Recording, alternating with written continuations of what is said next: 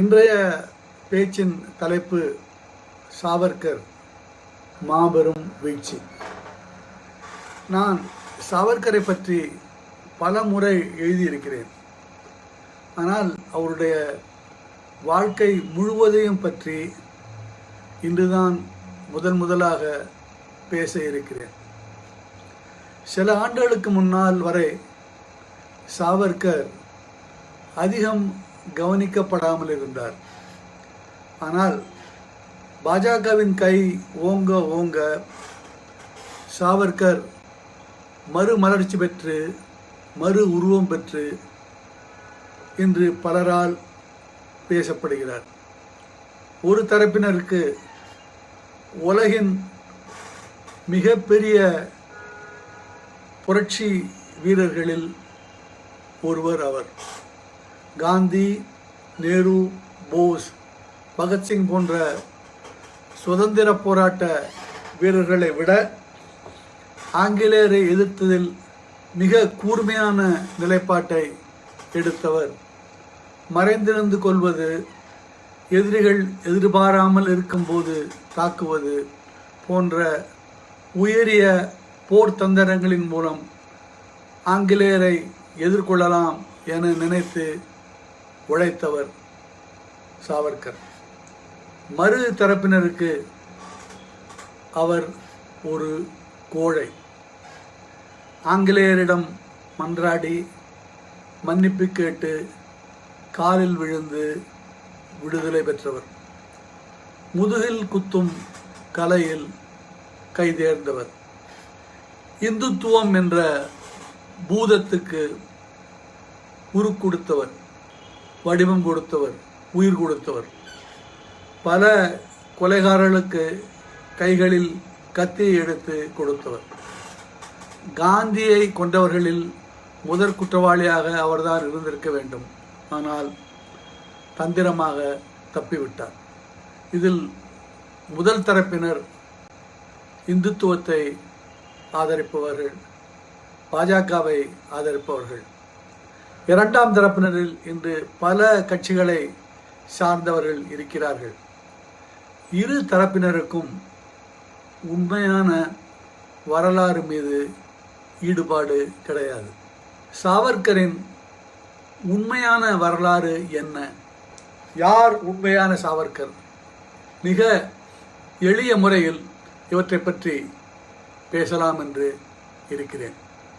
எனக்கு சாவர்கர் பெயர் தெரியும் போது 11 வயது இருக்கும்.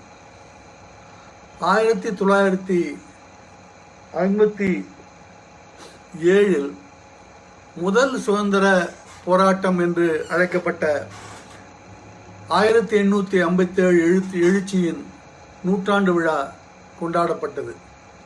அச்சமயத்தில் சாவர்கர் எழுதிய the Indian war of independence என்ற புத்தகத்தின் தமிழ் மொழிபெயர்ப்பு முதலில் வெளிவந்தது என்று நினைக்கிறேன். ஜெயமணி சுப்பிரமணியம் என்பவரால் மொழிபெயர்க்கப்பட்டது. ஜெயமணி சுப்பிரமணியம் அன்றைய மலேயாவின் புகழ்பெற்ற தமிழ் நேசன் பத்திரிகையில் வேலை பார்த்தவர். இரண்டாவது உலகப் போரில் ஜப்பான் கையில் மலேயா இருந்தபோது ஹிட்லரின் மெயின் கேம்பை தமிழில் மொழிபெயர்த்தவர். அதை பின்னால் படித்தவர்கள் ஹிட்லருக்கு தமிழ் தெரிந்திருந்தால் ஜெயமணி சுப்பிரமணியத்தை ஆஸ்விட்ஸுக்கு அனுப்பியிருப்பான் என்று கருதுகிறார்கள். போருக்கு பின்னால் அவர் கல்கியில் வந்து சேர்ந்தார் என்று நினைக்கிறேன். ஆனால் இவருடைய எரிமலை மொழிபெயர்ப்பு எனக்கு மிகவும் பிடித்திருந்தது. அதில் வெள்ளை ஆசிரியர்களின் விஷப்பிரச்சாரம் என்று ஒரு அத்தியாயத்தின் தலைப்பு என்று நினைக்கிறேன். K.N. மேலிசனுடைய அந்த புஸ்தகம் ஹிஸ்டரி ஆஃப் இந்தியன் மியூட்டினி இல்லையா, அந்த புஸ்தகத்தை ஒரு பிடிச்சிருப்பார் சாவர்கர். அதில் அந்த அத்தியாயத்தில் அவர் என்ன சொல்கிறார் என்பதை பற்றி ஒரு புரிதலே இல்லாமல் நான் பல பேச்சு போட்டிகளில் கலந்து கொண்டு வெள்ளை வரலாற்று ஆசிரியர்களுக்கு சவால் விட்டு கொண்டிருந்தேன்.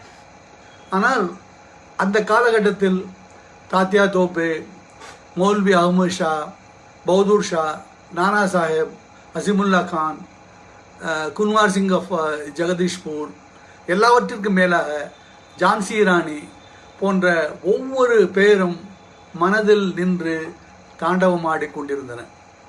சாவர்கர் வேறு ஏதும் செய்யாமல் இருந்தாலும் அவருடைய இப்புத்தகம் வரலாற்றில் அழியா இடம் பெற்றிருக்கும். இதன் பதிப்பாளர் பட்டியல் நமக்கு பிரமிப்பை தருவது. முதல் பதிப்பை திருத்தியவர்களில் நமது வாவேசு ஐயர், எம்பிடி ஆச்சாரியா போன்றவர்கள் இருந்தார்கள். அது ஹாலந்தில் 1909 மேடம் காமா, ஷாமாஜி கிருஷ்ணவர்மா போன்றவர்கள் முயற்சியால் வெளியிடப்பட்டது. இளம் நேருவை பெரிதும் கவர்ந்த புத்தகம் இது. A brilliant book.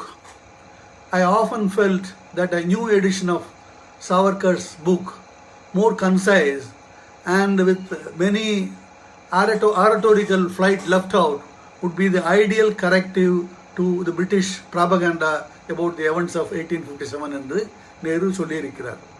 இந்த புத்தகத்தின் இரண்டாவது பதிப்பை கதர் கட்சியின் போராளியான லாலா ஹர்தயால் கொண்டு வந்தார். மூன்றாவது பதிப்பை கொண்டு வந்தது பகத்சிங். சுதந்திரத்துக்கு முன்னால் 1942 வருடம் நான்காவது பதிப்பை கொண்டு வந்தது சுபாஷ் சந்திர போஸ். அவர் சிங்கப்பூரில் இருக்கும்போது கொண்டு வந்தார். இந்தியாவின் எந்த ஆசிரியர் எழுதிய புத்தகத்திற்கும் இத்தகைய பதிப்பாளர் இருந்ததாக தெரியவில்லை. இனி சாவர்கருடைய வாழ்க்கைக்கு வருவோம். சாவர்கர் வாழ்க்கையை நாம் இவ்வாறாக பிரித்து பார்க்கலாம். இளம் சாவர்கர், இங்கிலாந்தில் இருந்த சாவர்கர், அந்தமான் சிறையில் இருந்த சாவர்கர், 1937க்கு முந்தைய சாவர்கர், 37லிருந்து காந்தி கொலை வரை, காந்தி கொலைக்கு பிந்தைய சாவர்கர். சாவர்கருடைய பெயர் விநாயக தாமோதர சாவர்கர். தாமோதரங்கிறது அப்பாவோட பேர். அந்த மராட்டியில் அப்பா பேரை தான் நடுவில் வைப்பாங்க. தாமோதரனோட அப்பா விநாயகர் தான், விநாயகர் தான் அவனுடைய பேர். விநாயகர் என்றால் தடைகளை நீக்குபவர் என்று நம்மால் கருதப்படுகிறார். ஆனால் சாவர்கருக்கு வாழ்க்கை முழுவதும் பெருந்தடைகளே இருந்தன. பெருந்தடைகளை மீறி எதிர்கொண்டு முட்டி மோதி 83 வயது வரை அவர் வாழ்ந்தவர். சாவர்கர் நாசிக் நகரின் அருகில் உள்ள ஒரு கிராமத்தில் 1883 பிறந்தார். 2 சகோதரர்கள், ஒரு சகோதரி. 9வது வயதில் தாயாரை இழந்தார். தந்தை இனாம் நிலத்துக்கு சொந்தக்காரர். பெரும் பணக்காரர் என்று சொல்ல முடியாது, ஆனால் வறுமையில் வாடிய குடும்பம் இல்லை. நிலத்தை எதிர்பார்த்திருந்ததால் பஞ்சம் வரும்போதும் மழை தவறிய போதும் வருமானத்திற்கு தடைகள் இருந்தன. அநேக சித்பவன் பிராமணர்களைப் போல சாவர்கரின் தந்தையும் திலகரை அரசியல் குருவாக ஏற்றுக்கொண்டிருந்தார். அதனால் அவருடைய வீட்டிற்கு திலகர் பதிப்பித்த கேசரி என்ற மராட்டி பத்திரிகை வந்து கொண்டிருந்தது. கேசரியை படித்ததால் தான் சாவர்கருக்கு இளவயதிலேயே அரசியல் உணர்வு பிறந்தது என்று சொல்லப்படுகிறது. இளவயதில் மாணவர்களோடு சேர்ந்து ஒரு மசூதி ஒன்றுக்கு சேதம் விளைவித்தார் என்றெல்லாம் சொல்லப்படுகிறது. இவையெல்லாம் எவ்வளவு உண்மை என்று தெரியாது. ஆனால் அவர் கவிதையை எழுதத் தொடங்கிவிட்டார் என்பது உண்மை. அவர் கவிதை ஒன்று பூனாவின் புகழ்பெற்ற பத்திரிகைகள் ஒன்றில் வெளிவந்த போது அவருடைய கிராமம் முழுவதும் அந்நிகழ்வை கொண்டாடியதாம். பூனா நகரில் பிளேக் வந்தபோது மக்களின் உணர்வுகளை மதிக்காமல் வீடுகளில் நுழைந்தார் என்று காரணம் காட்டி ரேண்ட் இன்னொரு இங்கிலீஷ் 2 பேரும் என்று ஆங்கிலேயரை கொலை செய்த சாப்பேர்கர் சகோதரர்கள் தூக்கிலிடப்பட்டனர். அதை எதிர்த்து சாவர்கர் கவிதை எழுதினார். பல கவிதைகள் அவர் எழுதியிருக்கிறார். இன்றும் மராட்டியில் அவர் ஒரு குறிப்பிடத்தக்க கவிஞராக மதிக்கப்படுகிறார். பின்னால் அவருடைய கவிதை ஒன்றை நாம் பார்க்கலாம். அதாவது லதா மங்கேஷ்கர் பாட்டு அதை கேட்கலாம் நம்ம பின்னால். அவருடைய நெருங்கிய நண்பர்களில் பலர் சித்போன் பிராமணர்கள் அல்லர், தையல்கார சமூகத்தை சேர்ந்தவர். சாவர்கருடைய தந்தையும் சிறிது காலத்துக்கு பிறகு பிளேகில் பலியானார். சாவர்கர் அண்ணன் அண்ணி அரவணைப்பில் வளர்ந்தார். திருமணமும் நடந்தது. யமுனா என்பது அவருடைய மனைவியின் பெயர். சாவர்கர் காலத்தில் அவருக்கு நெருக்கமாக இருந்த பலர் பிளேகுக்கு பலியானார் என்பதை நினைத்து பார்க்கும்போது ஓர் இந்தியனின் வாழ்க்கை எத்தனை கடினமாக, எத்தனை அபாயங்களை தாண்டி வரவேண்டி இருந்தது என்பதையும் நினைக்க தோன்றுகிறது. வாழ்வே கேள்விக்குறியாக இருக்கும்போது விடுதலை பற்றியும் அன்றைய இளைஞர்கள் நினைத்தார்கள் என்பதே நமக்கு வியப்பை தருகிறது. 16 வயதில் மித்ரமேளா என்ற ஒரு ரகசிய நட்பு வட்டத்தை அவர் தொடங்கினார். நடத்தியவர்கள் 3 பேர்கள். அவர்களில் பிளேகிலிருந்து தப்பியவர் சாவர்கர் ஒருவர். சாவர்கர் பின்னால் ஃபெர்கூசன் கல்லூரியில் சேர்ந்தார். அங்கு அவருடைய மித்ரமேளா அமைப்பிற்கு பல உறுப்பினர்கள் சேர துவங்கினார்கள். பெயர் அபினவ பாரதம் என்று மாற்றப்பட்டது. இந்த காலகட்டத்தில் தான் சாவர்கர் அவருடைய புகழ்பெற்ற ஜயோஸ்துதே என்ற பாடலை எழுதினார். அதன் சில வரிகளை நான் உங்களுக்கு, இது மிக மிக இனிமையான பாடலாக இருக்கிறது. லதா மங்கேஷ்கர் பாடியது. அவருடைய சகோதரர் ஹிருதயநாத் மங்கேஷ்கர் இசை அமைத்தது. அவருடைய வரிகள் சிலவற்றை நான் உங்களுக்கு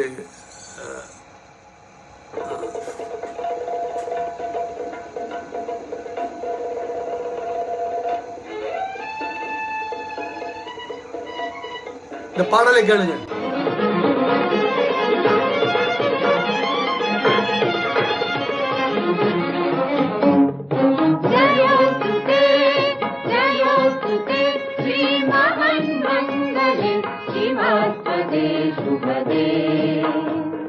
स्वतन्त्रते भगवति त्वामहं यशोयुतां वन्दे, यशोयुतां वन्दे। जयोस्तुते श्रीमहन्मङ्गले शिवास्पदे शुभदे। स्वतन्त्रते भगवति त्वामहं यशोयुतां वन्दे, यशोयुतां वन्दे। இது சாவர்கர் எழுதிய பாடல். நாம் பாரதி பாடலை நமது நிகழ்ச்சிகளில் பாடுவது போல இந்த பாடல் மராத்திய நிகழ்ச்சிகளில் இன்றும் பாடப்படுகிறது. மிக அருமையான பாடலாக இருந்தது. அதனால்தான் அதனுடைய ஓரிரு வரிகளை நான் வைத்து காட்டினேன். 1905ஆம் வருடம் இது சாவர்கர் எழுதியது. அவர் எழுதும்போது அவருக்கு வயது 20 இருக்கும் நினைக்கிறேன். 20-21 வயது இருக்குன்னு நினைக்கிறேன் இந்த பாடலை எழுதும்போது. அவர் 1905ஆம் வருடம் வங்கப் பிரிவினை நடந்தபோது நாடு முழுவதும் அதை எதிர்த்து போராட்டங்கள் நடைபெற்றன என்பது நமக்கு தெரியும். பூனாவிலும் போராட்டம் நடந்தது. வெளிநாட்டு துணி எதிர்ப்பை எதிர்த்து சாவர்கர் வெளிநாட்டு துணி எரிப்பு போராட்டத்தை சாவர்கர் முன்னிலையில் நடத்தினார். கல்லூரி நிர்வாகம் அவரை மாணவர் விடுதியிலிருந்து விலக்கியது. 10 ரூபாய் அபராதம் விதித்தது. திலகர் கல்லூரி நிர்வாகத்தை எதிர்த்து கடுமையாக எதிர்வினையாற்றினார். ஃபெர்கூசன் கல்லூரி ஆங்கிலேயர்களால் நடத்தப்பட்டது அல்ல, இந்தியர்களால், முக்கியமாக கோகலேயின் மேற்பார்வையில் நடத்தப்பட்டு வந்த கல்லூரி. அதனால் திலகருக்கு மிகவும் கோபம் வந்து அதை சாவர்கரை வெளியேற்றியதை எதிர்த்து எழுதினார். திலகர் சொன்னார், when a guru is motivated by selfishness, slavishness or intellectual bankruptcy and harasses the student for doing the right thing, he cannot be called a guru. And defying his diktat is not indiscipline. இதுதான் திலகர் எழுதினார். இந்த போராட்டம் தான் சாவர்கர் இங்கிலாந்து செல்ல காரணமாக இருந்தது. அப்போது ஷாமாஜி கிருஷ்ணவர்மா என்ற தேசபக்தர், பணம் உள்ளவர், அவர் இங்கிலாந்தில் இருந்தார். அவர் இந்தியாவிலிருந்து மாணவர்களுக்கு லண்டனில் இருந்து படிப்பதற்கு உதவித்தொகை அளிக்கிறார் என்பதை கேள்விப்பட்டதும் சாவர்கர் தன் விண்ணப்பத்தை அவருக்கு அனுப்பினார்.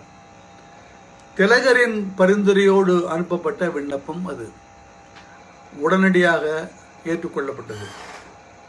ஷாமாஜி கிருஷ்ணவர்மா இந்தியன் சோசியாலிஸ்ட் என்ற இதழை நடத்தி கொண்டு வந்தவர். ஜவஹர்லால் நேருடைய ஆட்டோபயோகிராஃபி, அதாவது சுயசரிதை படித்தவர்களுக்கு இந்த பெயர் நன்றாக தெரிந்திருக்கும். அவர் கையில் இந்த இந்தியன் சோசியாலஜிஸ்ட் இல்லாமல் நான் பார்த்ததே இல்லை என்று நேரு ஷாமாஜி கிருஷ்ணவர்மாவை பற்றி எழுதியிருக்கிறார். ஆனால் அந்த காலகட்டத்தில் இந்தியா முழு விடுதலை அடைய வேண்டும் என்று விரும்பிய மிகச் சிலரில் அவர் ஒருவர். In Savarkar's own words, what Savarkar says about Shamaji Krishna Varma is this: he wanted the British to quit the country, handing over power to Indians. If they do not do so, the Indians should refuse them all help so that they become unable to carry on the administration and forced to leave. இதுதான் ஷாமாஜி கிருஷ்ணவர்மாவுடைய நிலைப்பாடாக இருந்தது. அந்த காலகட்டத்தில் மற்றவர்கள் எல்லாரும் ஆங்கில அரசரை தங்களுடைய அரசராக ஏற்றுக்கொள்ள தயாராக இருந்தார்கள். ஒருவரும் அந்த காலகட்டத்தில் முழு சுதந்திரம் வேண்டும் என்று கேட்கவில்லை. மிக சிலர் தான் கேட்டார்கள். லண்டனில் சாவர்கரின் வாழ்க்கையின் அடுத்த அத்தியாயம் தொடங்கியது. தன் மனைவியையும் குழந்தையையும் இந்தியாவில் விட்டு சென்றார். ஆனால் குழந்தையை திரும்ப சந்திக்கவே இல்லை. 1909 வருடம் மீசில்ஸ் வந்து அவருடைய மகன் பிரபாகர் இறந்து போனார். சாவர்கர் இருந்த இந்தியா ஹவுஸ் என்ற இந்தியா இல்லம் காந்திக்கு முந்தைய சுதந்திர போராட்ட வீரர்களின் இருப்பிடமாக இருந்தது. Lala Har Dayal, Virendra Chattopadhyaya, Senapati Bapat, VVS Iyer, MBT Acharya, JC Mukherjee, Madanlal Dhingra, Gyanchand Varma, Bhai Parmanand, Sardarji Rana, madam Bhikaji Cama போன்ற பல தியாக திருவிளக்குகள் இருந்த இடம் அது. சாவர்கர் இந்த காலகட்டத்தில் மாசினியினுடைய வாழ்க்கை வரலாறையும் எழுதினார். இதே சமயத்தில் தான் அந்த இந்திய சுதந்திர போராட்ட வரலாற்றையும் எழுதினார். மாசினியுடைய வரலாற்றையும் அவர் எழுதினார். இங்கு மாசினியை பற்றி சிறிது சொல்ல வேண்டும். பாரதி கூட நமக்கு தெரியும் மாசினியின் சபதம் என்ற கவிதையை எழுதியிருக்கிறார்.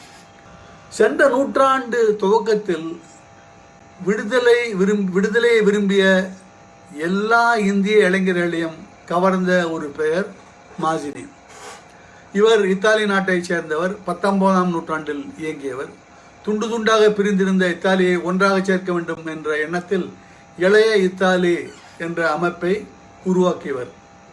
நவீன இத்தாலியின் முன்னோடிகளில் ஒருவர் என்று அவர் கருதப்பட்டாலும் அவருடைய பல போராட்டங்களும் இரகசிய அமைப்புகளும் படு தோல்விகளைத்தான் சந்தித்தன. மார்க்ஸ் இவரை தட் எவர்லாஸ்டிங் ஆஸ் என்று அழைத்தார். மத்திய வர்க்கத்தினரை சேர்த்து ஒரு புதிய சமுதாயத்தை படைத்து விடலாம் என்ற கனவில் இயங்கியவர் மாசினி. ஆனாலும் இவருக்கு இத்தாலியில் செல்வாக்கில்லை என்று சொல்ல முடியாது. ஒரு காலகட்டத்தில் இவரது அமைப்புகளில் 60,000க்கு மேல் உறுப்பினர்கள் இருந்தார்கள். இவரை பின்பற்றித்தான் சாவர்கர் தமிழ் மகாராஷ்டிரிய பிராமணர்களையும் லண்டனில் இருக்கும் உயர்ஜாதியினரையும் வைத்துக்கொண்டு இந்தியாவிலிருந்து வெள்ளைக்காரர்களை விரட்டி அடித்து விடலாம் என்ற கனவை கண்டு கொண்டிருந்தார். இந்திய மக்களுக்கு இதில் பங்கு என்ன என்ற கேள்வி கூட அவருக்கு தோன்றியதாக தெரியவில்லை. தோன்றியிருந்தாலும் அவர்கள் புரட்சியாளர்கள் பக்கத்தில் தான் இருப்பார் என்ற கனவோடு தான் சாவர்கர் இருந்திருக்க வேண்டும். அவர் சொல்வதை கேளுங்கள்.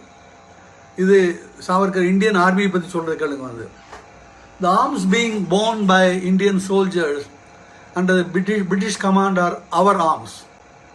True, our soldiers are illiterate, but they too must have some desire to make our country independent.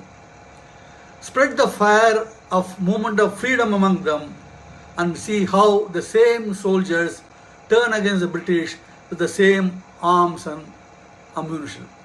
இது சிறுபிள்ளைத்தனமான நோக்கு என்றுதான் சொல்ல வேண்டும். இந்திய சமூக அமைப்பை பற்றியும் இந்திய இராணுவம் அந்த காலத்தில் எவ்வாறு கட்டமைக்கப்பட்டிருந்தது என்பதையும் கணக்கில் எடுத்துக்கொள்ளாத நோக்கு. ஆனால் உலகம் முழுவதும் அக்காலகட்டத்தில் இரகசிய அமைப்புகள் இயங்கிக் கொண்டிருந்தன என்பதையும் சொல்லியாக வேண்டும்.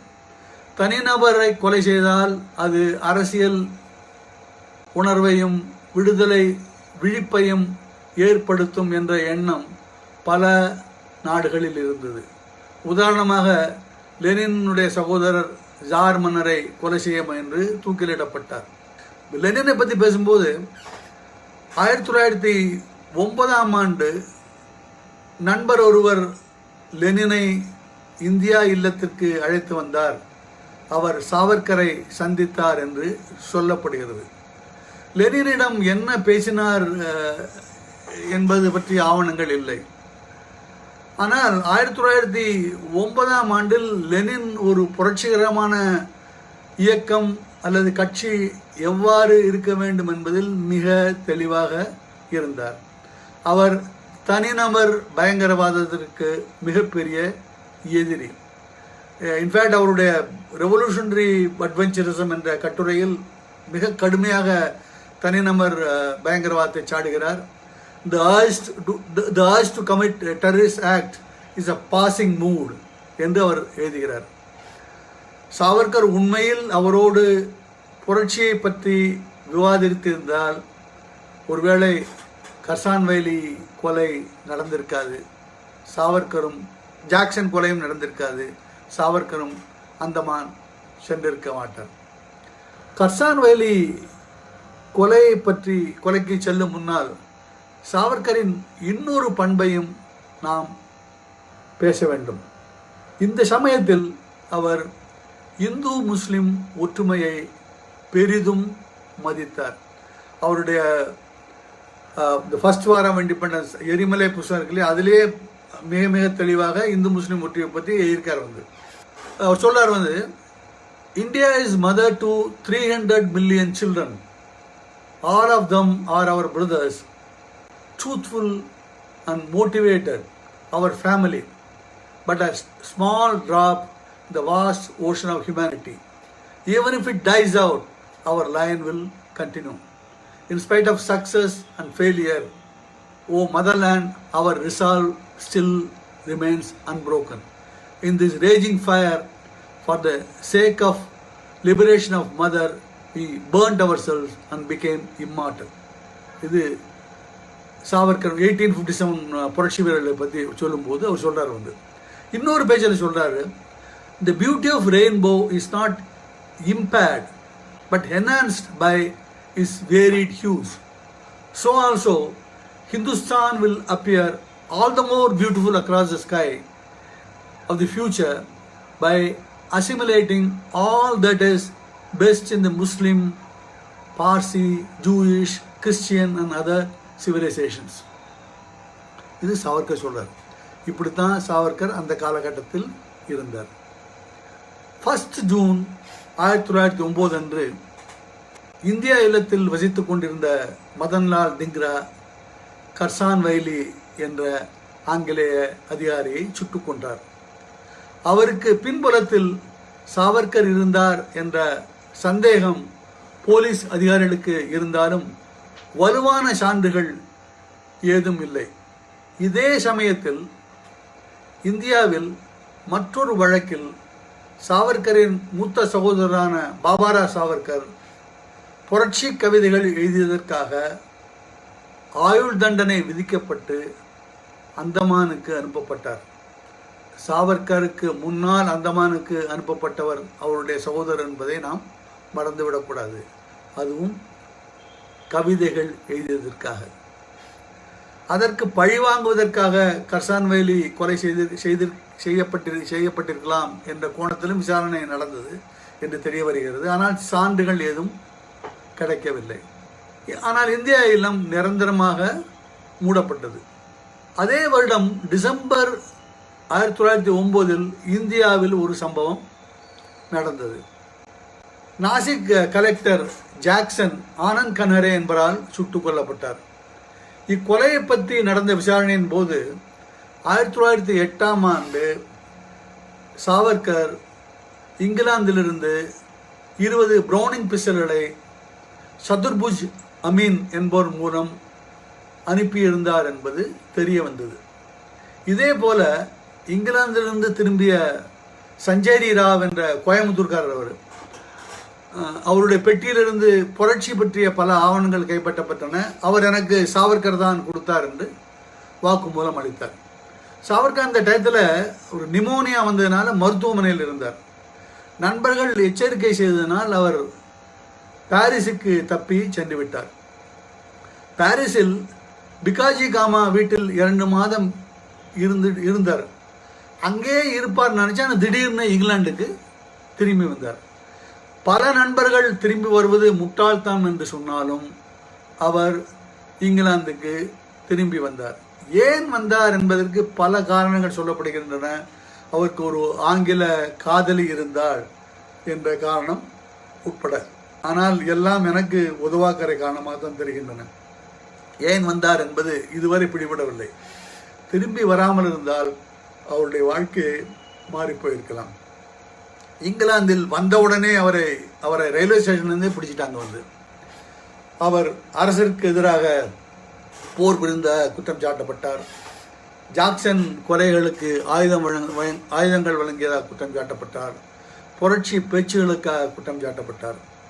இங்கிலாந்தில் விசாரணை நடக்காது, இந்தியாவில் தான் விசாரணை நடக்கும் என்று தீர்ப்பளிக்கப்பட்டது. ஏனென்றால் இந்திய சட்ட தண்டனைகளின் கடுமை அதிகம்.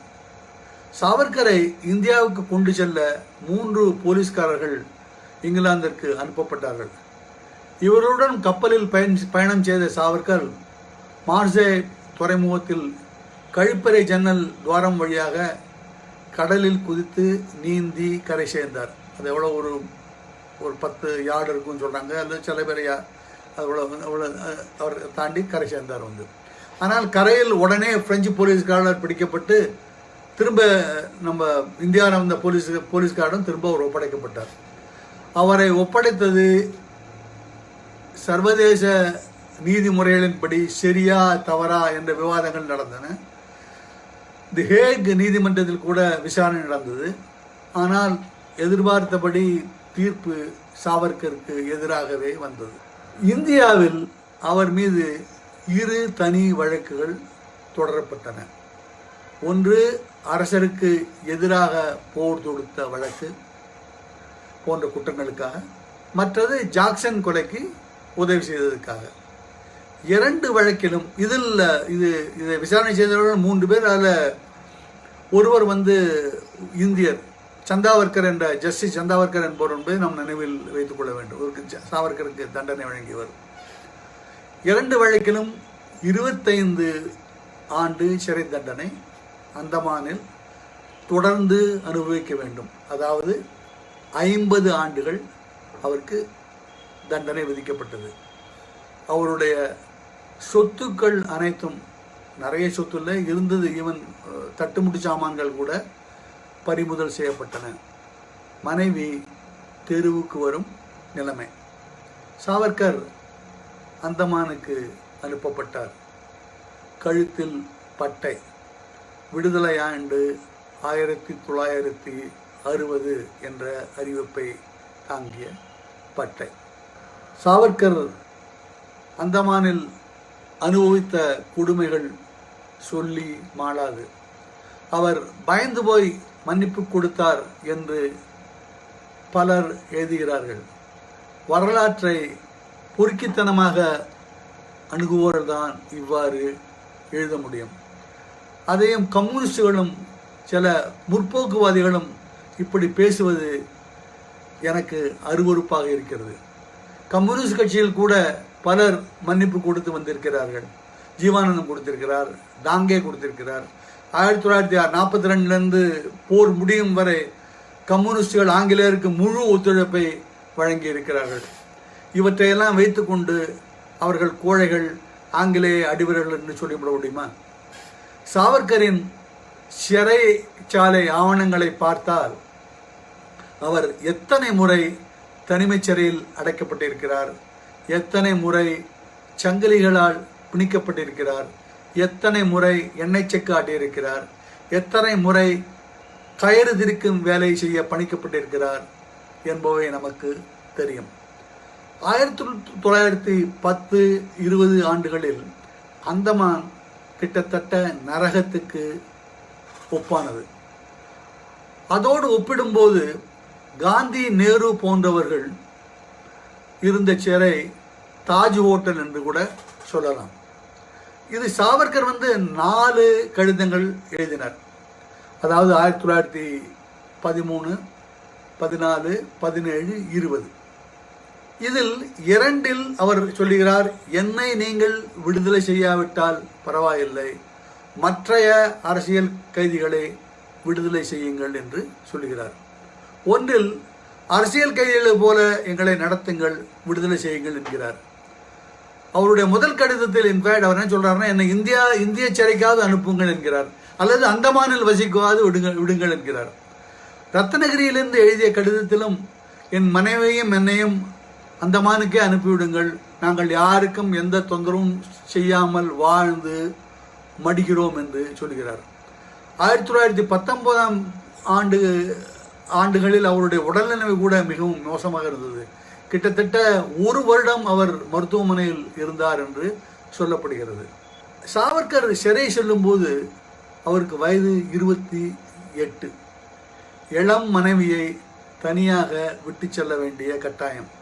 எனவே அவர் உண்மையிலேயே இயல்பு வாழ்க்கைக்கு திரும்ப வேண்டும் என்ற எண்ணத்தில் மன்னிப்பு கடிதம் கொடுத்திருந்தாலும் அதை தவறு என்று சொல்ல முடியாது.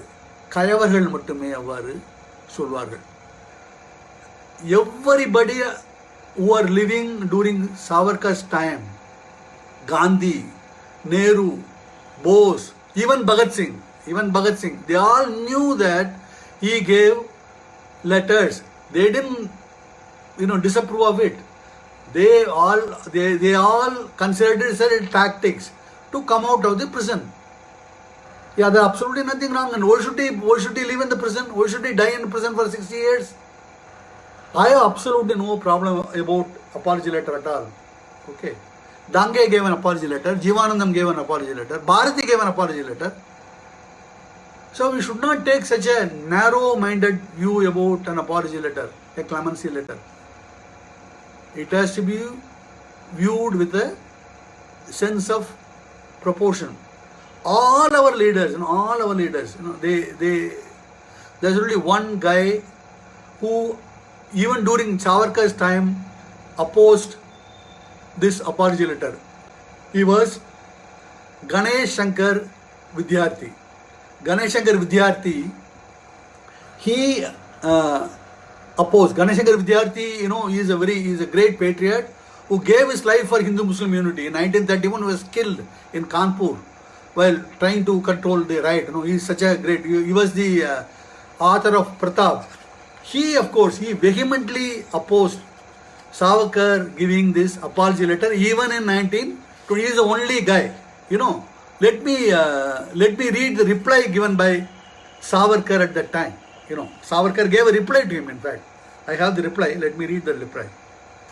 In a blistering attack on Savarkar, however, the editor of the Kanpur Daily, Pratap, Ganesh Shankar Vidyarthi, wrote to Shraddhanand in 1928 asking why people who fancied themselves martyrs for the Indian cause had in the first place pleaded for pardon. The same question you were asking. Why didn't they embrace death in prison? What was the need to send petitions to the government at all? He asked indignantly. Deeply wounded by the criticism, Savarkar immediately wrote a response which Shraddhanand carried on its pages. From Punjab to Pondicherry and Sindh to Bengal, scores of revolutionaries set fire to their homes so that their nation could free itself and entered into a spirited battle with the adversary in what was virtually the valley of death. This is when they collapsed onto the battlefield, overpowered and bearing massive wounds, and underwent incredible torture for years. They decided to accept the enemy's condition that they temporarily withdraw from the battle and sought freedom so that they could live to fight another day for their motherland. This is what he says. I have given my apology letter so that I can live to fight another day for my motherland. I have absolutely no doubt that he meant it sincerely. He was fighting. It's not that he was not fighting. He was fighting. Okay. Citing Shivaji's example, Savarkar argued that even the Maratha hero had not summoned the suicidal courage to end his life when he was held hostage in Agra. He had sent a flurry of pleas to Aurangzeb to release, and then after escaping from the Mughal emperor's clutches, defied the empire to create an independent state. In fact, in front of Afzal Khan, he appeared with hands folded, the same hands in which he held the tiger claws, Savarkar remarked. So this was his, he said, this is my strategy. There's absolutely nothing wrong in accepting it. இதில் முக்கியமான ஒன்றை நாம் கவனிக்க வேண்டும். சாவர்கர் உண்மையிலேயே ஆங்கிலேய அடிவருடையாக நமது பெரியாரை போல ஆக விரும்பினார் என்று ஆங்கில அதிகாரிகள் நினைத்திருந்தால் அவரை விடுதலை செய்ய 27 வருடங்கள் காத்திருக்க மாட்டார்கள். அவரை பற்றி குறிப்பு எழுதியிருக்கும் அதிகாரிகள் அனைவரும் அவரை மிக திறமையான தந்திரமான ஆங்கிலேய அரசின் எதிரி என்றுதான் கருதினார்கள். சாவர்கர் அந்தமானிலிருந்து இந்திய சிறைக்கு 1921 ஆண்டு மாற்றப்பட்டார். காந்தி சாவர்கர் சகோதரர் என்பார், பாபாராவ் சாவர்கர் தான் அந்த டயத்தில் அங்கே தான் இருந்தார். சாவர்கர் சகோதரர்களை விடுதலை செய்ய கோரி யங் இந்தியாவில் 1920 கட்டுரை ஒன்றை எழுதினார். இக்கட்டுரையில் காந்தி கூட சாவர்கர் சகோதரர்கள் புரட்சியை விட்டுவிட்டோம், அரசோடு ஒத்துழைக்க விரும்புகிறோம் என்று சொல்கிறார் என்பதை தெளிவாக எழுதுகிறார். எனவே நமது சுதந்திர போராட்ட வீரர்கள் அனைவருக்கும் சாவர்கர் எழுதிய கடிதங்களை பற்றி தெரிந்திருந்தது. சாவர்கர் அந்தமானில் இருக்கும்போது இந்துத்துவத்தை பற்றி யோசித்திருக்க வேண்டும். அவருடைய மாற்றத்துக்கு காரணம் அங்குள்ள முஸ்லிம் வாடர்கள் நடந்து கொண்டிருந்த விதமாக இருக்கலாம் என்று பலர் கருதுகிறார்கள். ஆனால் சாவர்கர் இந்தியாவுக்கு வந்தவுடனே அவர் சிறைக்கு முன்னால் உள்ள சாவர்கருக்கும் இந்தியாவுக்கு திரும்பி வந்த சாவர்கருக்கும் பெரும் வித்தியாசம் இருந்தது. அவர் முழுக்க ஒரு இந்துத்துவவாதியாக மாறிவிட்டார். ஆனால் சாவர்கர் சொல்லும் இந்து மதம் என்பது அவர் இது 2021 அவர் எழுதியிருக்கிறார். அவர் என்ன சொல்கிறார் என்றால், இந்து மதத்தின் 7 தலைகளை குறிப்பிடுகிறார். அதாவது வேதோக்த பந்தி, அதாவது என்னென்ன தலைகள் என்ன சொல்றாருன்னா 7 தலை, இந்து மதத்துக்கு 7 தலைகள் இருக்குங்கிறார். ஒன்று வேதோக்த பந்தி, அதாவது வேதங்களை பிராமணர்கள் வேறு சாதியினர் தவிர மற்றவர்கள் படிக்கக்கூடாது என்ற தலை, இந்த தலையை நீக்க வேண்டும். அடுத்தது வியாவசாய பந்தி, வியாபிசார பந்தி என்றால் யார் என்னென்ன தொழில்களை செய்ய வேண்டும் செய்யக்கூடாது என்ற தடை. இத்தடைகளையும் நீக்க வேண்டும். பூசாரி வேலை சாதி அடிப்படையில் இருக்கக்கூடாது என்பதை சாவர்கர் மிக மிக தெளிவாக சொல்கிறார். அடுத்த தடை ஸ்பர்ஷபந்தி, அதாவது தீண்டாமை. தீண்டாமை மிகப்பெரிய பாவம் என்கிறார். அடுத்த தடை சாவர்கர் குறிப்பிடுவது சமுத்திரபந்தி, அதாவது கடல் கடந்து செல்லக்கூடாது என்று இந்துக்கள் சொல்வது முட்டாள்தனம் என்கிறார். அடுத்தது சுத்தி பந்தி, அதாவது மற்ற மதங்களிலிருந்து இந்து மதத்தில் திரும்ப சேருவது கூடாது என்று சிலர் சொல்வது மிகப்பெரிய தடை என்கிறார். ஆறாவது ரோட்டி பந்தி, அதாவது எல்லோரும் சேர்ந்து உணவு உண்ணக்கூடாது என்பது மிகப்பெரிய தடை என்கிறார். அடுத்தது மிக மிக முக்கியம், கடைசியானது பேட்டி பந்தி. பேட்டி பந்திங்கிறது ஜாதி விட்டு ஜாதி திருமணம் செய்வதை வரவேற்க வேண்டும், அதற்கு தடை விதிக்கக்கூடாது என்று அவர் சொல்கிறார். உடனே எல்லா பிராமணனும் தலித் பண்ண தேன்னு அவர் சொல்ல, அதாவது ஜாதி விட்டு ஜாதி திருமணம் செய்வது ஏதோ பெரும் குற்றம் போன்று பார்ப்பது அறியாமை என்று அவர் சொல்கிறார். இந்த 7 தடைகளையும் நீக்கினால்தான் இந்து மதம் உருப்படும் என்று அவர் 1920 அவர் 24, 25 அந்த வருடங்களே சொல்லியிருக்கார். சாவர்கர் மாமிசம் சாப்பிடுவார், மீன் அவருக்கு ரொம்ப பிடிக்கும். பசுவை காக்க வேண்டும் என்று சொல்வதை அறிவுபூர்வமாக அணுக வேண்டும் என்று அவர் சொன்னார். அவர் என்ன சொல்றாருன்னா, on the one hand we consider scholarly human beings like Ambedkar or saints like Chokkamela as impure due to their caste, but on the other the urine of an animal suddenly become soul purifying for us. This is not a great fallacy and contradiction. இது சாவர்கர் எழுதியிருக்கிறார். Okay, அவர் இதே காலகட்டத்தில் முஸ்லீம்கள் என்ன சொல்லுறாருன்னு கேட்போம். அவர் முஸ்லீம்களுக்கு அறிவுரை சொல்றாரு. என்ன சொல்றாருன்னா, ரொம்ப வேடிக்கையான ஒரு அறிவுரை. You should abandon the belief that not even a word in the Quran can be questioned because it is an eternal message of God, even as you maintain respect for the Quran. But the norms that seemed attractive to an oppressed but backward people in Arabia at a time of civil strife should not be accepted as eternal. Make a habit of sticking to only what is relevant in the modern age. இது இந்துக்களுக்கு இதுதான் சொல்றாரு சாவர்கர். இந்துக்களும் இது மாதிரி தான் இருக்கணும்.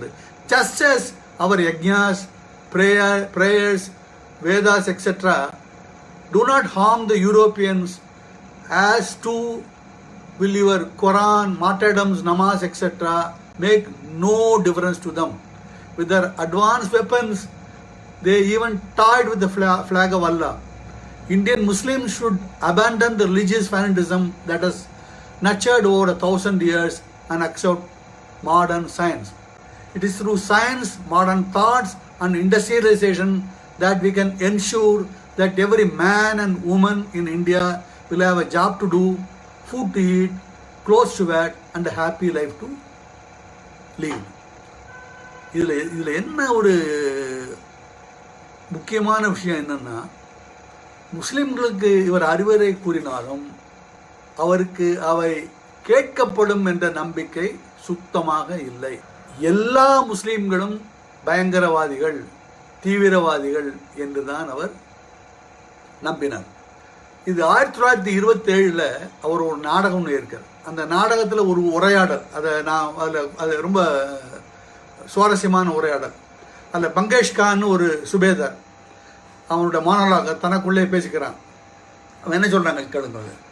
நான் கணக்கற்ற இந்து பெண்களை கடத்தி வன்புணர்வு செய்து என்னுடைய அந்தப்புறத்தில் சேர்த்து கொண்டிருக்கிறேன். இதனாலேயே என் மதிப்பு முஸ்லிம்களுக்கு மத்தியில் பெருகுகிறது. மௌல்வி சஃபர் அலி சொன்னதைப் போல, இந்த உலகத்தில் அதிகம் இன்பங்களை அனுபவிப்பது அடுத்த உலகத்தில் கிடைக்கப் போகும் இன்பங்களுக்கு பாதையாக அமைகிறது. நான் எத்தனை இந்து பெண்களை சீரழித்திருப்பேன், எத்தனை பேரை என் அந்தப்புறத்தில் சேர்த்திருப்பேன். இதனால்தான் என்னை முஸ்லிம்கள் உண்மையான மதத்தை பரப்புவனாக அறிகிறார்கள். இறைத்தூதர் சொன்னவற்றை எல்லாம் தூக்கி பிடிப்பவனாக அறிகிறார்கள். ஏனென்றால் இந்த பெண்கள் மூலம் எனக்கு பிறக்கும் குழந்தைகள் அனைவரும் முஸ்லிம்களாக ஆவார்கள். மௌல்வி நல்ல ஆயுதத்தை தான் கொடுத்திருக்கிறார். நம்பிக்கையின் மூலம் என் காமம் நிறைவடைகிறது, காமத்தின் மூலம் என் நம்பிக்கை நிறைவடைகிறது. குரானில் என்ன சொல்லியிருந்தால் என்ன? காஃபிர் பெண்களை வன்புணர்வு செய்யுங்கள் என்ற மௌல்வியின் மந்திரமே எனக்கு குரான். இப்பொழுது அந்த நாடகத்தில் ஒரு முல்லா ஒருவர் அந்த மௌல்வி சஃபரலியுடன் நுழைகிறார்.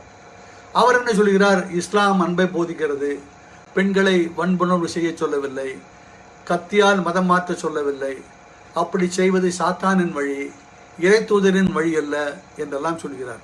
ஆனால் சுபேதார் அவரை வாயை மூடும்படி சொல்கிறார். சஃபரலி போன்ற எண்ணற்ற மௌல்விகள் காட்டிய வழி தவறாக முடியாது என்கிறான் அந்த சுபேதார்.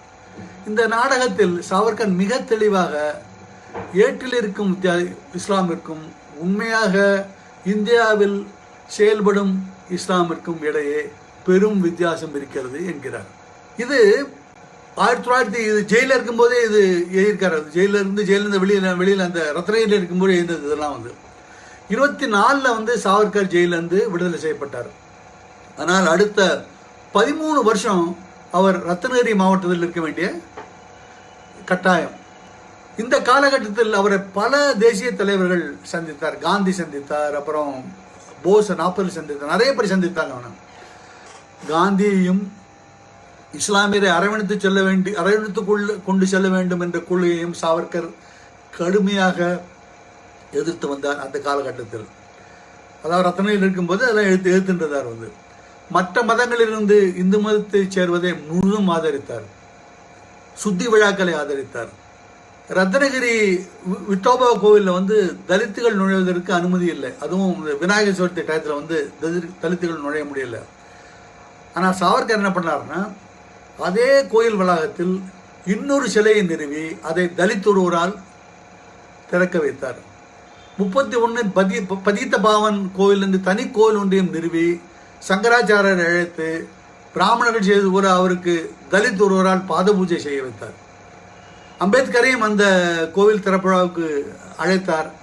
அம்பேத்கர் அந்த சமயத்தில் சாவர்கர் எழுதிய கடிதத்தில் சொல்கிறார், I however wish to take this opportunity of conveying to you my appreciation of the work you are doing in the field of social reform.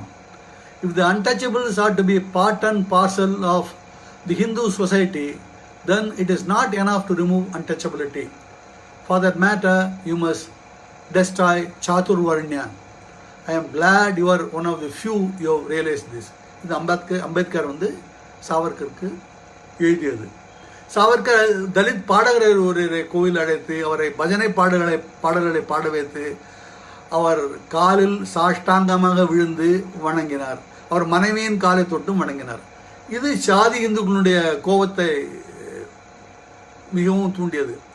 அவர்கள் அரசுக்கு உடனே ஒரு மனு போட்டார்கள், சாவர்கர் இந்து விரோத நடவடிக்கைகளில் ஈடுபடக்கூடாது என்று, அவர் ரத்னகிரி மாவட்டத்திலும் இருக்கக்கூடாது என்று மனுக்களை அளித்தார்கள். ஆனால் இதே சமயத்தில் சாவர்கர் முஸ்லிம்களுக்கு எதிராகவும் செயல்பட்டு கொண்டிருந்தார் என்பதற்கு ஒரு விதமான ஒரு சம்பவத்தை புரந்தரை அவருடைய புத்தகத்தில் சொல்றார். இது எவ்வளவு உண்மைங்கிறது தெரியாது, ஆனால் அந்த சம்பவத்தை நான் குறிப்பிட்டு ஆக வேண்டும். யஷ்பால்னு ஒரு பின்னால் பெரிய ஹிந்தி ரைட்டராக இருந்தார். அவர் அந்த காலகட்டத்தில் இளைஞராக இருக்கும்போது பகத்சிங்கனுடைய நௌஜவான் பாரத் சபானுடைய முக்கியமான உறுப்பினர். அவனுக்கு 2 இருந்துலையா, ஒன்று இந்துஸ்தான் ரிப்பப்ளிகன் ஆர்கனைசேஷன் HRA, அப்புறம் இன்னொன்று நௌஜவான் பாரத் சபான்னு 2 இயக்கங்களே பகத்சிங் நடந்து வந்தான். அதில் நௌஜவான் பாரத் சபாவில் இவர் மிக முக்கியமான உறுப்பினர். இவங்களுக்கு அந்த காலம் இவங்களுக்கு எல்லாருக்குமே சாவர்கருக்கும் அவருடைய மூத்த சகோதரர் பாபாராவ் சாவர்கர் மீது மிக மிக பெரிய மரியாதை இருந்தது. விநாயக சாவர்கருக்கும் அண்ணா பாபாராவ் சாவர்கர் மீதும் மிகப்பெரிய மரியாதை இருந்தது. அவர் என்ன சொல்றாருன்னா, நான் காந்தியை பார்த்து கூட நான் அவர் காலை தொட்டு கும்பிடணும்னு தோணல, பாபாராவ் காலை தொட்டு நான் கும்பிட்டேன் அப்படின்னு யஷ்பால் எழுதுறாரு. இவர் யஷ்பால் அகோலா சிட்டியில் சந்திக்கும் போது என்ன சொல்றாருன்னா, இன்னைக்கு இந்துக்களுடைய மிகப்பெரிய எதிரி ஜின்னா. ஜின்னா வந்து ரொம்ப ரொம்ப புத்திசாலி. அவர் முஸ்லீம்களை வழிகாட்டினா இந்தியா வந்து நிச்சயம் பிரிந்துடும். இது வந்து 30ல், அதாவது ஜின்னா வந்து பாகிஸ்தான் கேட்கல, முஸ்லீம் லீக்ல ஒரு மிகப்பெரிய தலைவரும் அந்த காலகட்டத்தில் இல்லை. இருந்தாலும் இது பாபாராவ் சாவர்கர் சொன்னதா இவர் எழுதியிருக்கார், யஷ்பால் வந்து எழுதியிருக்கார் வந்து. ஆனால் ஜின்னா இல்லாமல் இருந்தால் முஸ்லீம்களுடைய அந்த பிரிவினை வாதம் வந்து பின்னடையும். அதனால ஜின்னாவை தீர்த்துக்கிட்டது தான் ஒரே வழி. நான் 50,000 ரூபாய் வரையும் பணம் செலவழிக்க தயாராக இருக்கிறோம், உங்களால் செய்ய முடியுமா என்று பாபாராவ் யஷ்பாலிடம் கேட்டாராம். யஷ்பால், எங்கள் கொள்கை தனிநபர் பயங்கரவாதத்திலிருந்து முற்றிலும் மாறுபட்டது என்று மறுத்துவிட்டாராம். இது உண்மையாக இருக்குமாங்கிறது எனக்கு தெரியல. ஆனால் யஷ்பால் பாபாராவ் மேலே மிகுந்த மதிப்பு வைத்திருந்ததுனால அவர் பொய் சொல்லியிருப்பாரான்னு எனக்கு என்னால் சரியாக சொல்ல முடியல வந்து. பாபாராவ் இப்படி சொல்லியிருந்தா அவருடைய தம்பி விநாயக சாவர்கருக்கு இது தெரியாமல் இருந்திருக்காது. ஜின்னா ஒருவேளை கொலை செய்யப்பட்டிருந்தால், அந்த காலகட்டத்தில் கொலை செய்யப்பட்டிருந்தால், நமது வரலாறு ஒருவேளை மாறி இருக்கலாம் என்று இப்போது நினைக்க தோன்றுகிறது. 1937, இது 37 வரை உள்ள சாவர்கர். 1937, அதாவது 27 வருஷம் கழித்து சாவர்கர் மீதான தடைகள் முற்றிலும் நீக்கப்பட்டது. அந்த தடைகளை நீக்கப்பட்ட உடனே காங்கிரஸ் கட்சியில் சேர சாவர்கருக்கு அழைப்பு விடுக்கப்பட்டது. இன்ஃபேக்ட் காங்கிரஸ் கட்சி கொடியை ஏற்றி அவர் ரத்னகிரியில் உரையாற்றி, இது முழு விடுதலையின் கொடி, இதை நாம் என்றும் பறக்க வைத்துக் கொண்டிருக்க வேண்டும் என்றும் சாவர்கர் பேசியிருக்கிறார். அவர் மே மாதம் விடுதலை அடைந்த போது வரவேற்று அவருக்கு தந்தி அனுப்பியவர்களில் முக்கியமானவர்கள் ராஜாஜி, நேரு, சுபாஷ் சந்திர போஸ் போன்றவர்கள். அதுவும் சுபாஷ் சந்திர போஸ், உங்கள் விடுதலை குறித்து மகிழ்ச்சி அடையாத இந்தியனே இருக்க முடியாது என்று எழுதினார். ஆனால் அக்டோபர் 1937 சாவர்கர் ஹிந்து மகாசபாவில் சேர்ந்தார். ஹிந்து மகாசபாவுக்கும் காங்கிரஸுக்கும் இடையே பிளவு ஏற்பட்டதன் முக்கியமான காரணம் முஸ்லிம்களுக்கு தனி தொகுதியை கொடுத்ததை காங்கிரஸ் தீவிரமாக எதிர்க்காமல் இருந்ததால் தான். ஜின்னா என்னுடைய கட்சி தான் முஸ்லிம்களின் பிரதிநிதி சொல்லிக் கொண்டிருந்தது போல சாவர்கரும் என்னுடைய கட்சி தான் இந்துக்களின் பிரதிநிதி என்று சொல்லத் தொடங்கினார். காங்கிரஸ் பதிலடியாக இந்து மகாசபாவில் இருப்பவர்கள் காங்கிரஸில் சேர முடியாது என்ற முடிவை எடுத்தது. 1938 ஹிட்லர் ஆன்ஸ்லூஸ் மூலம் ஆஸ்திரியாவை ஜெர்மனியோடு இணைத்த போது சாவர்கரிடம், நீங்கள் நாசி கட்சியை ஆதரிக்கிறீர்களா என்று கேட்கப்பட்டது. இல்லை, நான் நடுநிலை வகிக்கிறேன் என்று அவர் சொன்னார். 1940 அவர் மதுரையில் பேசினார். இந்துக்கள் ஒரு தனி இனம் என்றார். அது நம்ம திராவிட தனி இனம் சொல்ற மாதிரி. இது ரொம்ப ஒற்றுமை வந்து ரொம்ப ரொம்ப வேடிக்கையா இருக்கு வந்து. மனு, கிருஷ்ணர், ராமர் போன்ற வீரர்களிடம் நாம் ஆண்மை உள்ள பாடங்களை கற்றுக்கொண்டிருக்கிறோம். ஒரு காலத்தில் வெல்ல முடியாத இனமாக இருந்தோம், திரும்பவும் வெல்ல முடியாத இனமாக மாறுவோம் என்று சாவர்கர் பேசினார். அதாவது நமது வீரர்கள் வாழும் திராவிட நாட்டை வெல்லவே முடியாது, விழும் வாழும் தாங்கிய மறவர் வீழ்ந்தது கிடையாது என்ற திராவிட பரப்புரை பாடலுக்கும் இந்த பேச்சுக்கும் உள்ள ஒற்றுமையை நீங்கள் பார்த்துக் கொள்ளுங்கள். 2வது உலக மகாயுத்தம் இந்துக்களுக்கு இராணுவத்தில் சேர்ந்து போர் முறைகளை கற்றுக்கொள்ள வாய்ப்பை அளித்திருக்கிறது, அதை தவறவிடக்கூடாது என்றார். நம் முதல் எதிரி ஆங்கிலேயர்கள், 2வது எதிரி முஸ்லிம்கள். நீங்கள் தவறவிட்டால் அவர்கள் வாய்ப்பை எடுத்துக்கொள்வார்கள் என்றார். 1942 கிரிப்ஸ் மிஷன் வந்தது இல்லையா, அதனுடைய பரிந்துரைகளை இந்து மகாசபா எதிர்த்தது. காரணம் என்னன்னா, மாநிலங்கள் பிரிந்து போகும் என்ற உரிமை அதுக்கு அது இந்த பரிந்துரை இருந்ததுனால இந்து மகாசபா அதை வரவேற்கவில்லை. ஆனால் வெள்ளையனை வெளியேறு போராட்டத்தை சாவர்கர் எதிர்த்தார். குட் இண்டியா என்பது ஸ்பிளிட் இண்டியா என்பதற்கு தான் வழிவகுக்கும் என்றார். ஆனால் அந்த டயத்தில் வெள்ளையனை வெளியேறு போராட்டத்தை காங்கிரஸை தவிர மற்ற அநேகமற்ற எல்லா கட்சிகளும் எதிர்த்தன என்பதை நாம் நினைவில் கொள்ள வேண்டும். கம்யூனிஸ்ட் எதிர்த்தார்கள், அம்பேத்கர் எதிர்த்தார், சீக்கியர்கள், முஸ்லிம்கள், விவசாய அமைப்புகள், தொழிலாளர் அமைப்புகள் பலர் இதை எதிர்த்தார்கள். ஆனால் சாதாரண மக்கள் காங்கிரஸோடு தான் இருந்தார்கள். இது நம்ம சோமநாத் சாட்டர்ஜி இருந்தார்களே, அப்பா NC சாட்டர்ஜி அப்போ இந்து மகாசபா அவருடைய இந்து மகாசபா மெம்பராக இருந்தார். அவர் மூஞ்சேட்ட கம்ப்ளைண்ட் பண்ணு சொல்கிறார் வந்து, the entire Hindu population is Gandhiji and is movement, and if anybody wants to oppose it we will be absolutely finished and hounded out of public life. The unfortunate statement made by Savarkar made our position very difficult in Bengal. இது வந்து பெங்கால் வந்து போஸ் பக்கம் இருந்தும் காந்தியை வந்து அவ்வளோ தூரம் விரும்பாமல் இருந்தும் பெங்காலே இந்த நிலைமைனா மற்ற கண்ட்ரியில் மற்ற இடங்களில் நிலைமை எப்படி இருக்குன்னு நீங்கள் பார்த்துங்க. இந்து மகாசபா வந்து இந்த வெள்ளையனே விரைவில் போராட்டத்தில் இணையாயது வந்து கட்சிக்கு ஒரு பெரிய பிரச்சனையை தான் தந்து தான் சொல்லணும். வந்து அது காணாமல் போனதுக்கு காரணமும் இதுதான் இருக்கலாம். இதே டயத்தில் RSSக்கும் சாவர்கருக்கும் முதலேருந்தே இணக்கம் வந்து இருந்தது இல்லை. வந்து எட்கேவர் அரசியலில் இறங்க மாட்டேன்னு சொல்லிட்டாரு. இவருக்கு சாவர்கருக்கு கோல்வால்கிற அவ்வளோ தூரம் பிடிக்கல. அதாவது RSS வந்து ஒரே இடத்துல இருந்து அது எங்கெங்கேயும் போகாமல் ஒரு எனட்டான ஒரு இயக்கம் என்று தான் அவர் சாவர்கர் அதை அதாவது புரட்சிகரமான இயக்கம் என்று அவர் கருதவில்லை. சாவர்கர் ரொம்ப என்ன சொல்லிருக்காருன்னா, the epitaph of an RSS volunteer will be that he was born, he joined the RSS and he died without accomplishing anything. இது எவ்வளோ ஒரு ஹார்ஷ் ஸ்டேட்மெண்ட். இது RSS பற்றி சாவர்கர் சொன்ன ஸ்டேட்மெண்ட். சாவர்கர் வந்து மக்களாட்சி முறையை நிச்சயம் ஆதரித்தார். அதாவது அரசு வந்து will be for everyone irrespective of caste, creed, race, religion. Everyone will be treated alike and on the principle of one man one voteங்கெல்லாம் அவர் அதெல்லாம் அது ஆதரித்தார். ஆனால் அதே சமயத்தில் முஸ்லிம்கள் இந்தியாவுக்கு என்றும் ஆதரவாக இருக்க மாட்டார்கள்.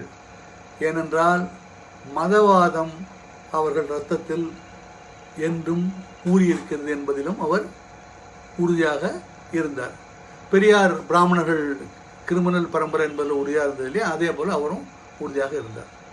சுதந்திரம் வந்தபோது சாவர்கர் தன்னுடைய வீட்டில் மூவண்ண கொடியையும் காவி கொடியையும் ஏற்றினார். சுதந்திரம் கிடைத்தது அகிம்சையால் அல்ல, ஆயுதம் தாங்கி போரிட்ட விடுதலை வீரர்களார் என்று சொன்னார். பிரிவினை படுகொலைகளை காந்தியும் சாவர்கரும் வெவ்வேறு விதமாக அணுகினர். காந்தி எல்லா படுகொலைகளையும் நிறுத்த வேண்டும் என்ற எண்ணத்தோடு செயல்பட்டார். ஆனால் சாவர்கரின் இந்து மகாசபா தொண்டர்கள் பழிக்கு பழி வாங்க வேண்டும் என்ற எண்ணத்தில் செயல்பட்டனர். முஸ்லிம்களின் கை ஓங்கி நிற்பதற்கு காரணம் காந்திதான் என்பதில் அவர்கள் உறுதியாக இருந்தனர். காந்தி இல்லாவிட்டால் முஸ்லிம்கள் கை இவ்வளவு ஓங்கி இருக்கார் என்பதிலும் அவர்கள் உறுதியாக இருந்தனர். 12 ஜனவரி 1948 காந்தி தனது கடைசி உண்ணாவிரத்தை துவங்கினார் என்பது நமக்கு தெரியும். அப்போ தான் அந்த பாகிஸ்தானுக்கு கொடுக்க வேண்டிய அந்த 55 கோடி நம்ம நிறுத்தி வச்சுருந்தோம். அதை அப்போது திரும்ப கவர்மெண்ட் பாகிஸ்தானுக்கு கொடுத்தது. இது மிக கோபத்தை பல இந்து மகாசபா தொண்டர்களுக்கு வரவழைத்தது. இதுதான் Gandhi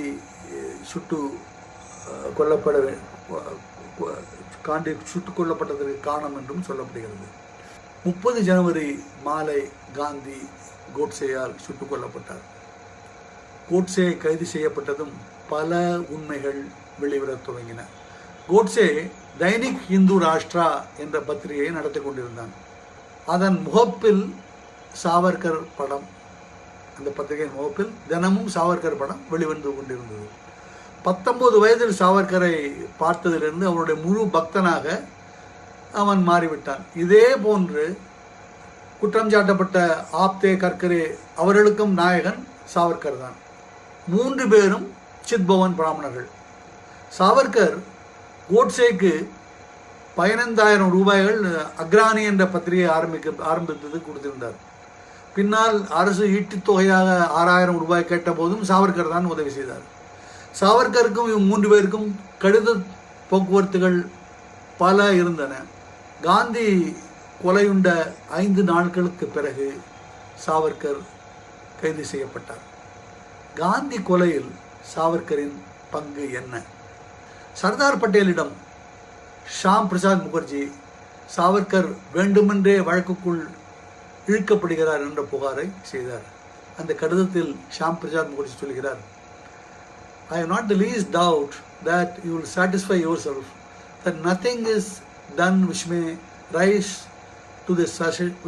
give rise to the suggestion later on that he was being prosecuted on account of his political convictions.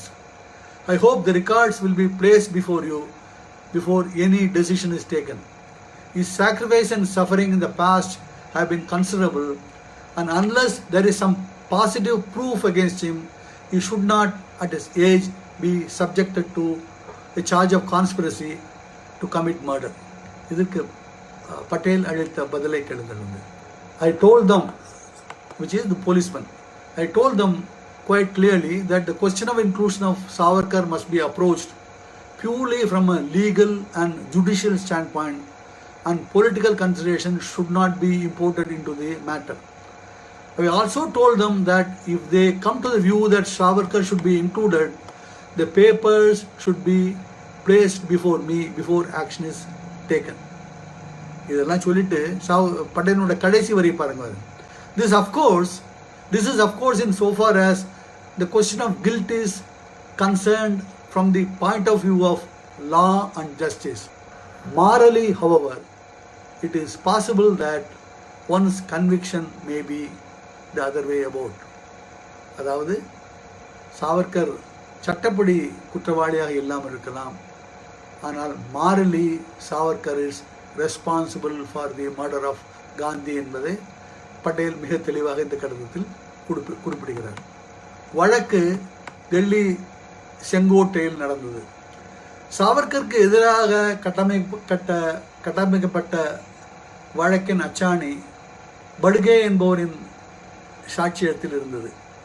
அவனும் குற்றச்சாட்டப்பட்டு பின்னால் அப்ரூவராக மாறியவன். அவன் கூற்றுப்படி 14ஆம் தேதி கோட்சேயும் ஆப்தேயும் சாவர்கர் வீட்டுக்கு சென்றனர். அவனை வெளியில் விட்டு சென்று ஒரு பையை எடுத்து சென்றனர். பின்னால் பைக்குள் ஏதோ வைத்து கொண்டு வந்தார்கள். திரும்ப 17ஆம் தேதி இருவரும் திரும்ப அவருடைய வீட்டுக்கு சென்றார்கள். திரும்பி வரும்போது படிகளில் இறங்கி வந்த சாவர்கர் யசஸ்வி ஹூயா, அதாவது வெற்றியோடு திரும்புவார்கள், கம் பேக் சக்சஸ்ஃபுல்லி என்று வாழ்த்தியது பட்கேனுடைய காதில் விழுந்தது. காரில் திரும்பி வரும்போது இவரிடம் காந்தி 100 ஆண்டுலாம் இருக்க மாட்டார் என்று சாவர்கர் சொல்லிவிட்டார்.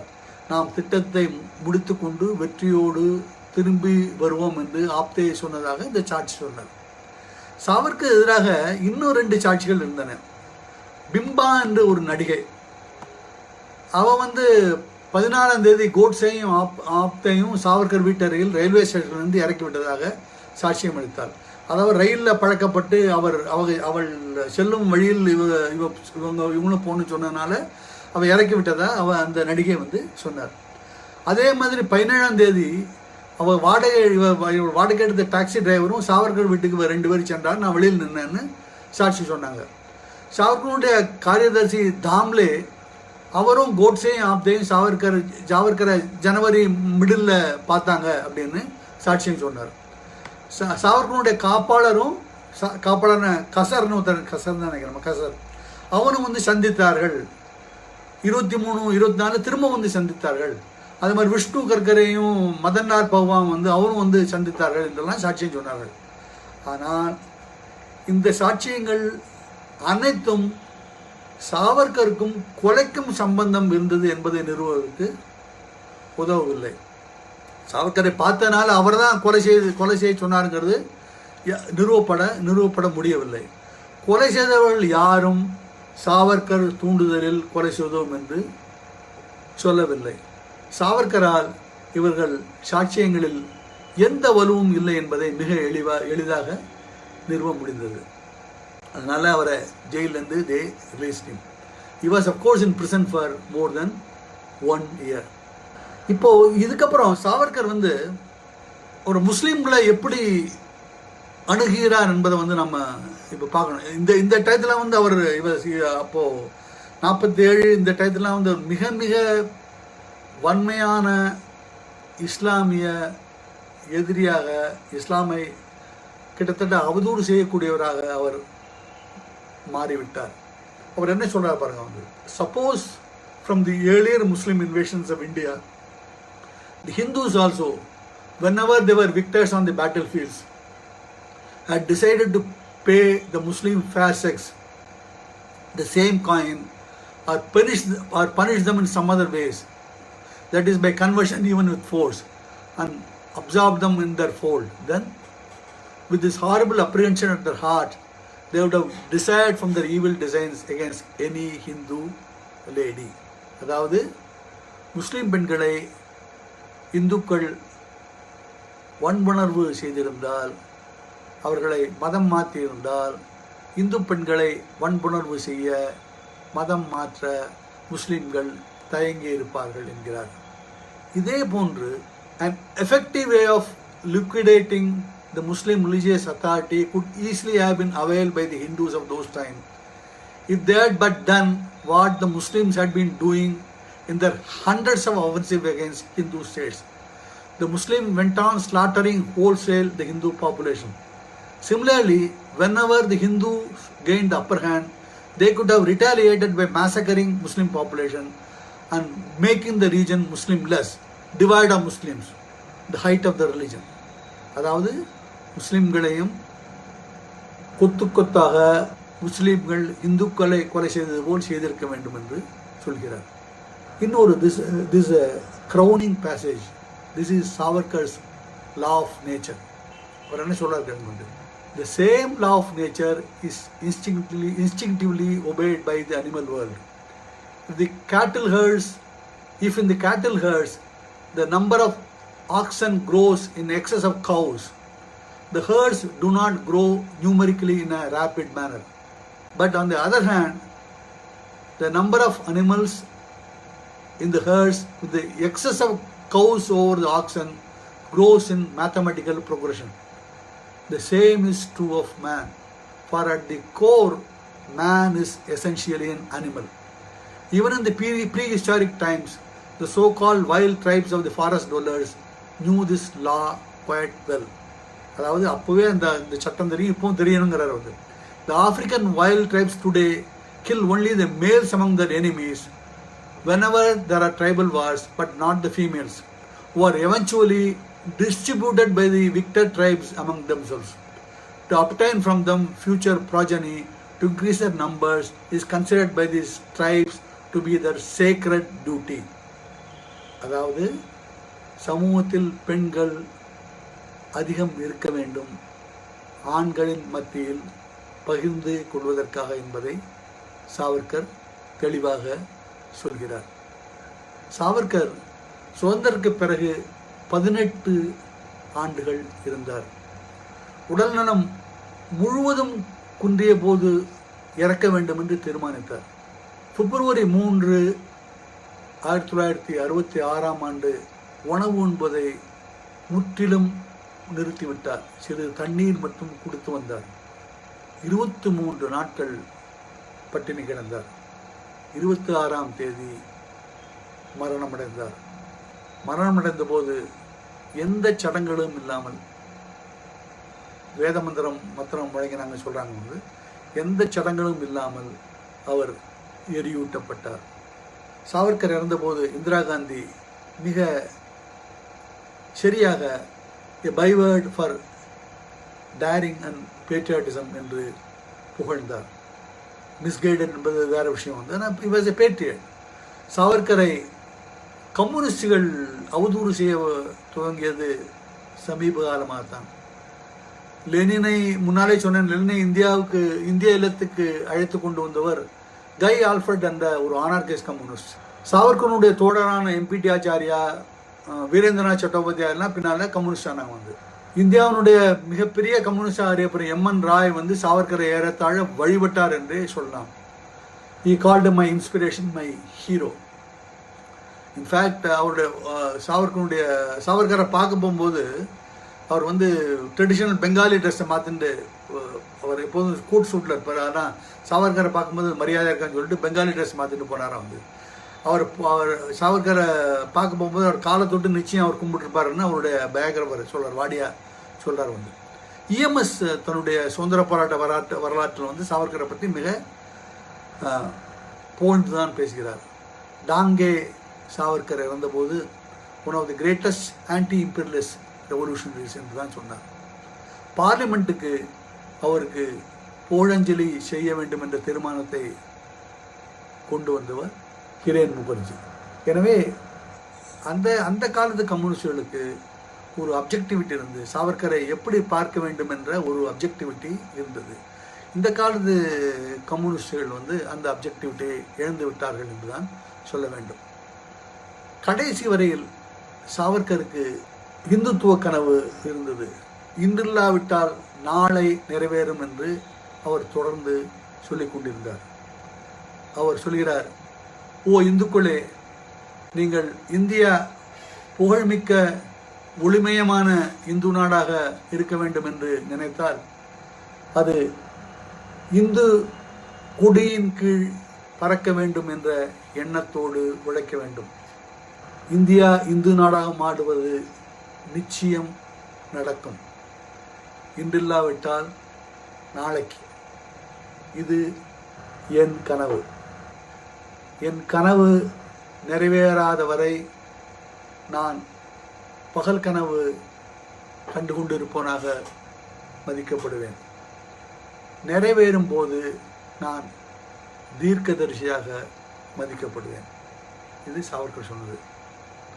என்னை பொறுத்தவரை இந்தியாவுக்கு நிச்சயம் ஒளிமயமான புகழ்மிக்க எதிர்காலம் இருக்கிறது. அந்த இந்தியா மதச்சார்பற்ற எல்லோரையும் அரவணைத்து செல்லக்கூடிய இந்தியாவைத்தான் இருக்கும் என்பதில் நான் உறுதியாக இருக்கிறேன். என்னுடைய கனவில் என்னுடைய உறுதி அது வந்து. சாவர்கர் என்றும் நிச்சயம் பகல் கனவு கண்டவராகத்தான் மதிக்கப்படுவார் என்று நான் நினைக்கிறேன். நன்றி, வணக்கம்.